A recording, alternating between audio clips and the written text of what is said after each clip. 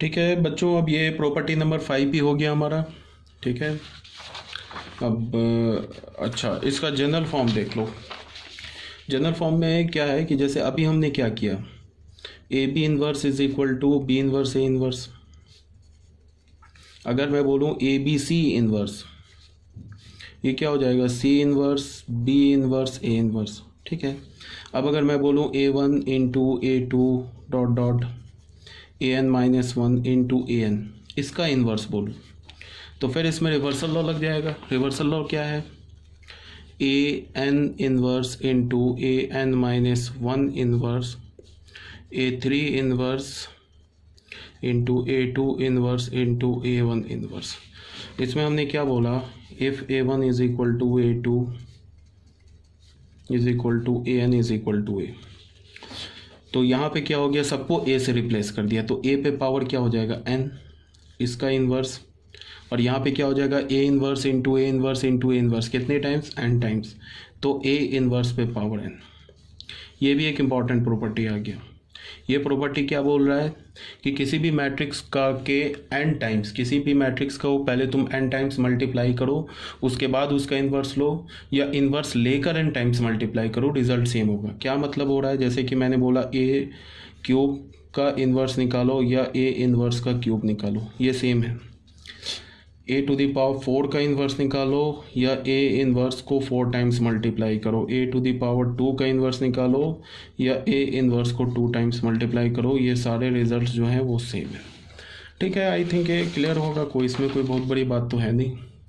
यही बात यहाँ बोल रहा है कि if A is a non singular matrix of order n then a to the power n inverse is equal to a inverse to the power n। ठीक है, अब आ जाओ बच्चों प्रॉपर्टी नंबर 7 में। प्रॉपर्टी नंबर 7 क्या बोल रहा है कि let A be an invertible matrix of order n then A transpose is also invertible and A transpose का इन्वर्स या ए इन्वर्स का ट्रांसपोज। ठीक है, क्या बोल रहा है इसमें प्रॉपर्टी नंबर 7 में, ए हमारे पास कोई इन्वर्टेबल मैट्रिक्स है, ए जो है ये इन्वर्टेबल मैट्रिक्स है, ये क्या है, एक इन्वर्टेबल मैट्रिक्स है। तो जो ए ट्रांसपोज होगा ये भी एक इन्वर्टेबल मैट्रिक्स होगा। इन्वर्टेबल बोलने का मतलब नॉन सिंगुलर मैट्रिक्स। और उसके बाद क्या बोल रहा है कि ए ट्रांसपोज का इन्वर्स निकालो या ए इन्वर्स का ट्रांसपोज निकालो, बात बराबर है। ठीक है, देखो सारे जो प्रॉपर्टीज़ है ना वो सारे मिलते जुलते प्रॉपर्टीज़ है। जैसे अभी हमने क्या बोला कि a to the power n का इन्वर्स निकालो या a इन्वर्स का n निकालो, एक तो इन्वर्स में ऐसी प्रॉपर्टी आ गई। और फिर ट्रांसपोज में क्या था, a to the power n का ट्रांसपोज निकालो या a ट्रांसपोज का nth पावर निकालो।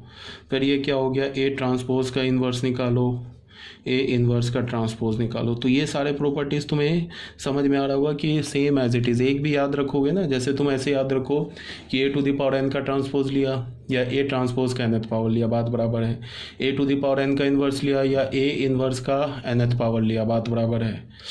ठीक है, ए फिर ऐसे भी हम लोग बोल सकते हैं कि ए टू द पावर ट्रांसपोज का ए टू द पावर एन का इन्वर्स लिया या ए इन्वर्स का nth पावर लिया, ए टू द पावर एन का ट्रांसपोज लिया या ए ट्रांसपोज का nth पावर लिया, ए ट्रांसपोज का इन्वर्स निकाला या ए इन्वर्स का ट्रांसपोज निकाला, बात बराबर है। ठीक है, तो इसको हम प्रूफ कैसे करेंगे, प्रूफ देख लो।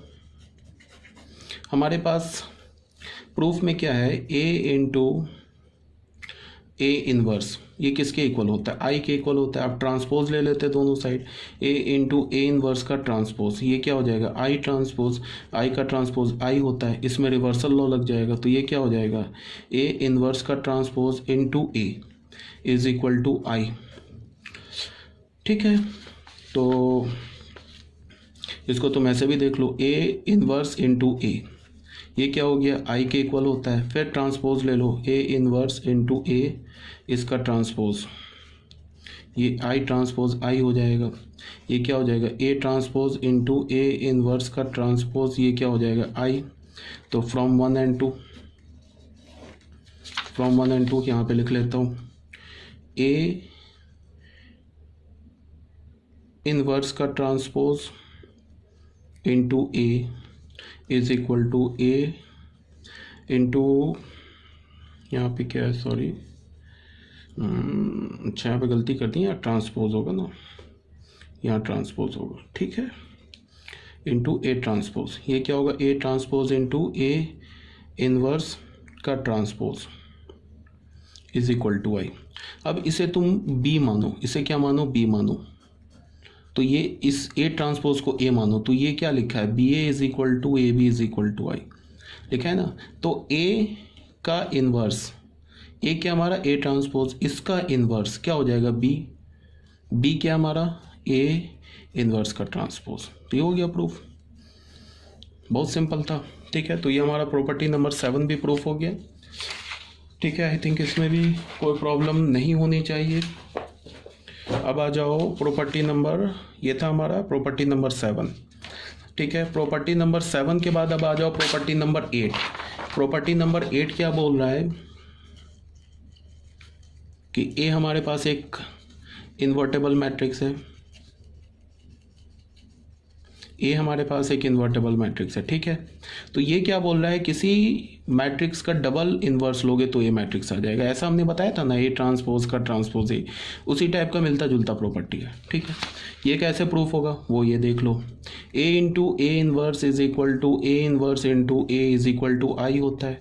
इसे तुम ए मानो, ये तो ए है ही, इसे बी मानो, ए इनवर्स को बी मानो, तो ये क्या लिखा है, A B is equal to B A B is equal to B is equal to I. तो यहाँ क्या हो जाएगा, ए का इनवर्स क्या हो जाएगा, बी हो जाएगा, या फिर तुम इसको एक काम करो, इसको ए मान लो, इसको बी मान लो, ये इसे ए मान लो, इसे बी मान लो। तो यहाँ से क्या हो जाएगा, A inverse is equal to B, A किसके इक्वल है, ए इनवर्स के इक्वल है, इसका इनवर्स ये बी आ जाएगा, बी किसके इक्वल है, ए, बी किसके इक्वल है, ए के इक्वल है। तो ये प्रूफ हो गया, ठीक है ना। तो प्रॉपर्टी नंबर 8 भी क्लियर हो गया हमारे पास। अब ये क्या है कि inverse of a non singular diagonal matrix is a diagonal matrix, ठीक है। अगर हमारे पास कोई एक डायगोनल मैट्रिक्स है और वो नॉन सिंगुलर है, तो उसका जो इनवर्स होगा वो भी एक डायगोनल मैट्रिक्स होगा। और इनवर्स कैसे निकालते वो बताओगे, डायगोनल मैट्रिक्स का इनवर्स कैसे निकालते हैं।